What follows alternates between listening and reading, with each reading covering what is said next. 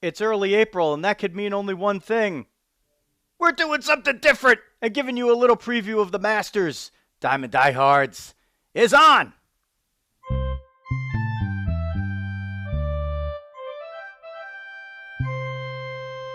Joe Rizzo here bringing you usually baseball, but today golf! Because it's the Masters and opening day confluence on the same day. And, there's so many baseball people are so into golf, so we figured we'd do a little one-off. If you want to follow the show and check out all kinds of different content now that we're starting. But we've been talking about doing this stuff for a while, so if you've been listening and watching, this is one of those where we're jumping out of our skin a little bit and expanding because we got some good people helping us out. If you want to follow the show, it's at Diamond Diehards everywhere on social media, and look us up on YouTube, the Facebook group, and Twitter, LinkedIn if you want to do some business. And we got 2 new sponsors that'll be coming online within the next week or so, so we're happy about that. Currently, we're brought to you by fmsgraphics.com for all your printing and promotional needs. A family-run, family-owned business for the last 50 years. fmsgraphics.com. All your printing and promotional needs can be found there in just one click. And if you are driving your vehicle and you're tired of getting that winter stuff all over the place, or what's going to be all the dust from spring, and you're in the Bergen and Passaic County areas of New Jersey, then stop at Big Ed's Car Wash and tell them Diamond Diehard sent you. Ed does everything clean and green. Your vehicle will come out sparkling on the outside and the inside if you'd like. So check out Big Ed's Car Wash in Fair Lawn, New Jersey. We have a special guest jumping in with us today. It's to help us do a little. This is just going to be a little tidbit. We're just going to step into the Masters here, get it out there for you if you're interested in flipping through the channels while you're watching the baseball over the weekend, and you're eventually going to hit some of the golf. Mike Appelbaum isn't just the best golfer I know. He's a dear, dear friend, but we'll let Apple come in and give his little golf credentials before we talk a little bit about the Masters for a few minutes. Mike, welcome to Diamond Diehards for the first time. Thanks, Uncle Joe. Happy to happy to be on. And like you said, I'm the best golfer you know. It doesn't mean much. I'm a weekend warrior. Good enough to pretty much never be happy with how I play. And that's okay. You're talking about, we're not talking about any club championship contention here. We're not getting any of that in. Uh, we'll see. The kids are keeping my practice down, so I don't know if they'll be in contention this year. But well, we're talking track record. You got a little track record, right? Record. Yeah, I've won a couple tournaments in the past. Won some flights, got into some shootouts. Don't have an official club championship on my record though. Okay, but you're in the mix, so that's all that Okay. matters. So you're to me you're credible. Um, so we head into this Masters. Hideki Matsuyama, the defending champ, won it by a stroke by the over the unknown Zalatoris last year, right? hmm Birdie's the 18th, jumps out and wins it. Schauffele, Spieth, um, finish in the top 5 along with Leishman and Rahm. Rounding it out, the top 5 was really a top 6. Justin Rose led, after the first 2 rounds, so he was the leader at the cut, and then Matsuyama after 3. Do you think we're going to see a similar type of run this year where you have like Rose, he kind of front ran, and then he just fell a little bit out of contention on the last couple of days. He was still up there, but he wasn't quite in the mix. You think we're going to see something similar again this year, and with a first time champ, repeat champ? What are you feeling like? I think it's a pretty wide open field this year. Go a lot of different ways. Hasn't been a lot of buzz on Hideki going back to back, although there has been a lot of buzz on the Champions dinner that he served last night. Been all over social media. Everyone, looked like a pretty mouthwatering meal. But look, I think there's a lot of folks in contention. The big story this year has been the all but kind of confirmed return of Tiger Woods to the tournament. Kind of had record attendance for the Monday practice round. I think, of course, you can't count Tiger out, but he just hasn't played competitive golf enough. So hard to tell how sharp he'll be. But I think there's a lot of folks that that'll be in the mix. I think Jordan Spieth is, finally getting back to form after I think it was 6 years ago where he had the meltdown at the Masters trying to defend his title. Scotty Scheffler has been on a big run. Kind of a up and comer that had a breakthrough and has now won a couple tournaments already this year. Xander Schauffele is always in the mix, so I wouldn't be surprised to see him. And then guys like a Justin Rose, who haven't been the best form. A lot of these folks, when it comes to the Masters, since it's a familiar course, not all about length.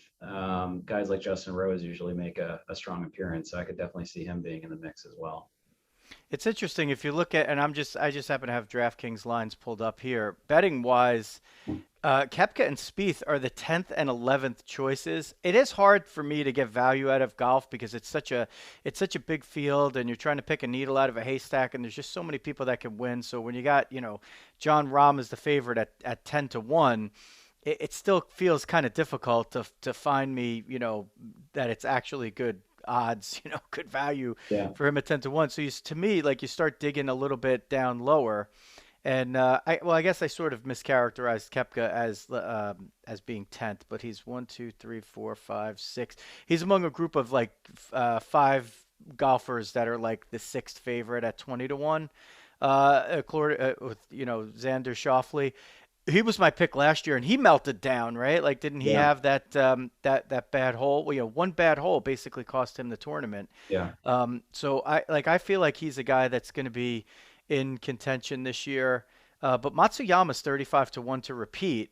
Um, I don't know. Maybe he was trying to just confuse everybody with his meal, but that's only a small percentage of the golfers that are actually playing in the tournament.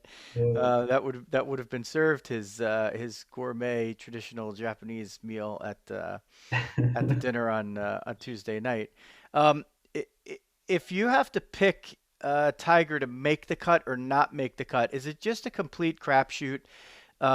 It's hard, right? Like people, we think of golf differently than we think of football in terms of being a sport, right? There's less physical confrontation with anything except your body here. You have nobody's trying to block your shot, nobody's trying to hit you after you hit the ball, but there still is a physicality to it, especially in the players of the 2022 ilk that are much better physical specimens compared to those, of even 15 years ago, right?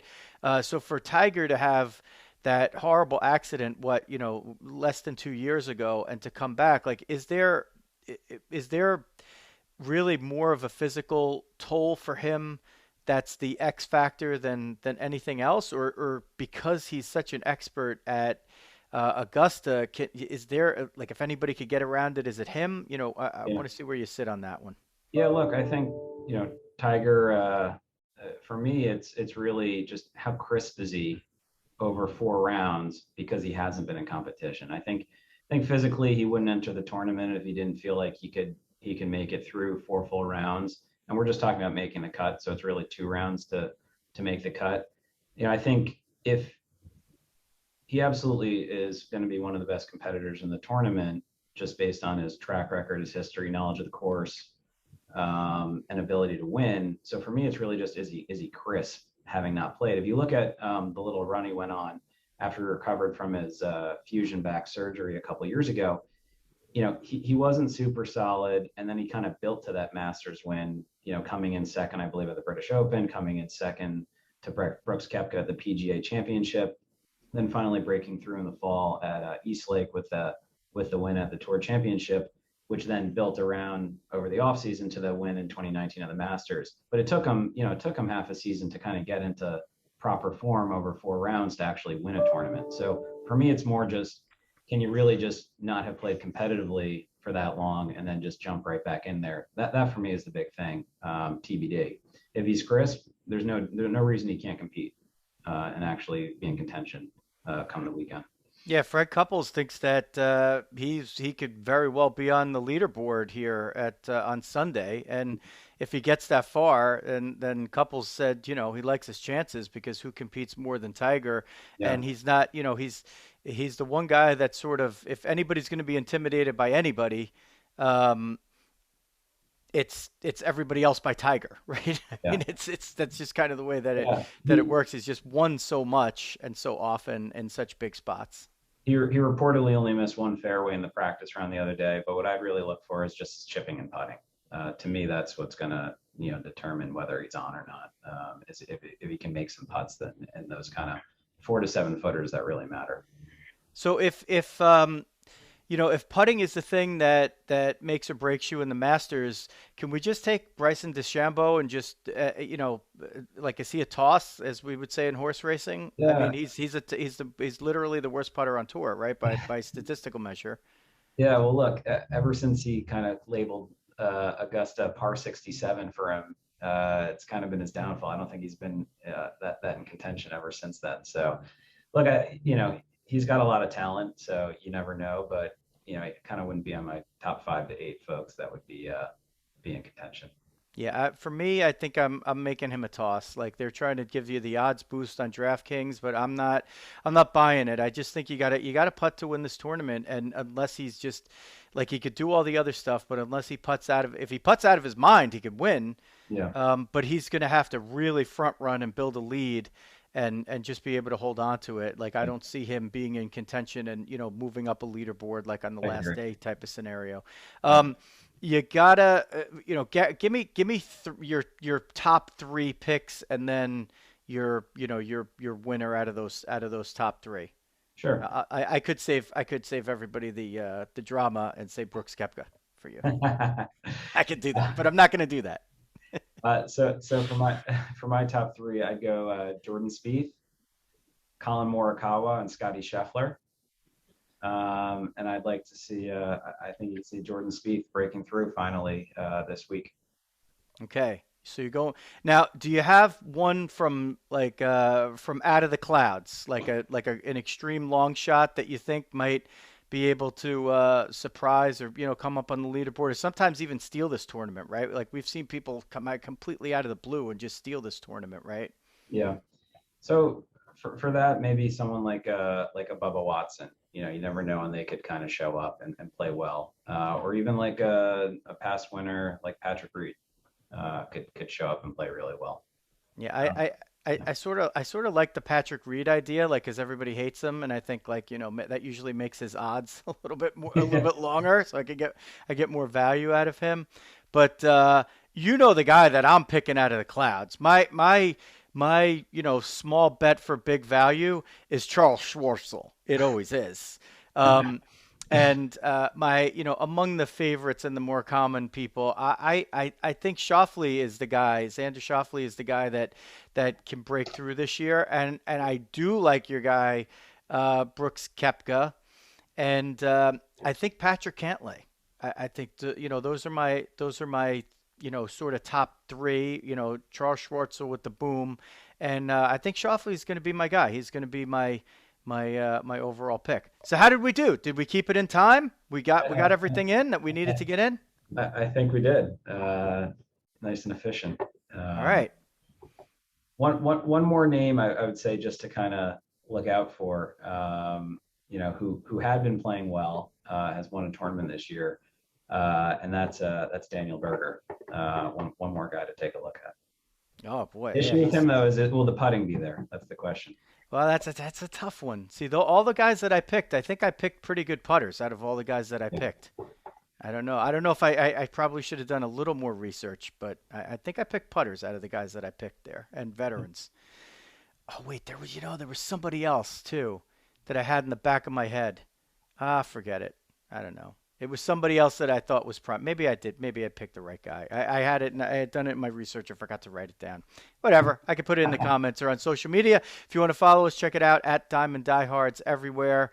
And again, follow the show no matter where you are on podcasting apps, whether it's Apple Podcasts, which most of you listen to us on, or Spotify or Amazon, and of course YouTube. We're over there. If you're just listening and you want to check out the video, you got to see Apple's awesome picture. That is his background, and you got to make sure you change that before your next work meeting.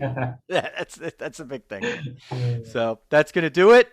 A great appearance. Thank you to our golf analyst, Mike Appelbaum. For Apple, this is Joe Rizzo. Diamond Diehards is out.